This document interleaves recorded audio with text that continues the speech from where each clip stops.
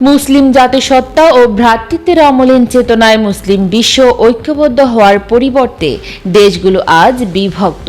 আরব ভূখণ্ডের অধিকাংশ মুসলিম শাসক অবৈধ ইসরায়েল রাষ্ট্রের ও তাদের প্রতিষ্ঠাতা পৃষ্ঠপোষক হোয়াইট হাউসের কর্তা ব্যক্তিদের প্রতি নির্লজ্জ আনুগত্য বিশ্ব মুসলিমের জন্য ভবিষ্যতে আর বিপর্যয় ঘটাবে।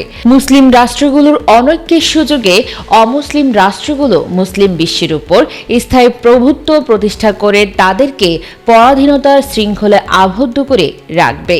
ইতিপূর্বে আফগানিস্তান, ইরাক ও লিবিয়া দখলের পর সাদ্দাম হোসেন ও গাদ্দাফিকে হত্যা করে যুক্তরাষ্ট্র উল্লাস করেছে। অতঃপর গণহত্যা ও লুণ্ঠন চালিয়ে ওই তিনটি মুসলিম রাষ্ট্রকে শ্মশানে পরিণত করেছে। ইসরায়েল মার্কিনে আগ্রাসন প্রতিরোধে ঐক্যবদ্ধ হতে হবে। ইরানে মার্কিন বিমান হামলার প্রতিবাদে বিভিন্ন ইসলামী দলের নেতৃবৃন্দ সভা সমাবেশে এসব কথা বলেন। গতকাল সোমবার রাজধানীর তোপখানাস্থ শিশু কল্যাণ মিলনায়তনে বাংলাদেশ মুসলিম লীগের উদ্যোগে অনুষ্ঠিত পলাশী যুদ্ধ বাংলা থেকে 552 বছরের মুসলিম শাসনের অবসান শীর্ষক আলোচনা সভায় মুসলিম লীগ নেতৃবৃন্দ এসব কথা বলেন। বক্তারা বলেন, যুক্তরাষ্ট্রের প্রত্যক্ষ সমর্থনে ফিলিস্তিনি মুসলিমদের উপর গাজায় ধারাবাহিক গণহত্যার বিরুদ্ধে বাংলাদেশ সহ অন্যান্য রাষ্ট্রের মুসলিমরা প্রতিবাদ করলেও আরব দেশগুলোর মুসলিম শাসকরা আনুগত্যের চরিত্র পরিবর্তন করেননি।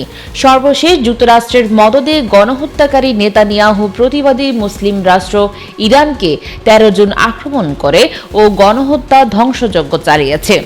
আত্মরক্ষার জন্য আক্রমণকারীকে পাল্টা আক্রমণ করতে থাকলে প্রায় বিধ্বস্ত ইসরায়েলকে রক্ষা করতে গণহত্যার দোসর মার্কিন প্রেসিডেন্ট ডোনাল্ড ট্রাম্প একক সিদ্ধান্তে 21 জুন ইরানের উপর 3টি ভয়াবহ বোমা নিক্ষেপ করে যুদ্ধে জড়িয়ে পড়ে। এমত অবস্থায় ওআইসি সহ বিশ্ব সংস্থাগুলো নীরব দর্শকের ভূমিকা পালন করছে। নেতৃবৃন্দ বলেন, ইরানকে সম্পূর্ণভাবে ধ্বংস করতে পারলে যুক্তরাষ্ট্র ও ইসরায়েল পর্যায়ক্রমে পরমাণু শক্তির পাকিস্তান এবং ইহুদি আগ্রাসন বিরোধী তুরস্ককে ধ্বংস করে পরিশেষে আরব শাসকদের উপর তাদের আধিপত্য ও কর্তৃত্ব আরও প্রস্তরীভূত করবে। দলের নির্বাহী সভাপতি আব্দুল আজিজ হাওলাদারের সভাপতিত্বে অনুষ্ঠিত আলোচনা সভায় আরও বক্তব্য রাখেন স্থায়ী কমিটির সদস্য আতিকুল ইসলাম, আনোয়ার হোসেন আবুরি, ভারপ্রাপ্ত মহাসচিব অ্যাডভোকেট আফতাব হোসেন মোল্লা, সহসভাপতি নজরুল ইসলাম, আবু সাইদ মোল্লা, মোহাম্মদ আলী ও অ্যাডভোকেট জসিমউদ্দিন।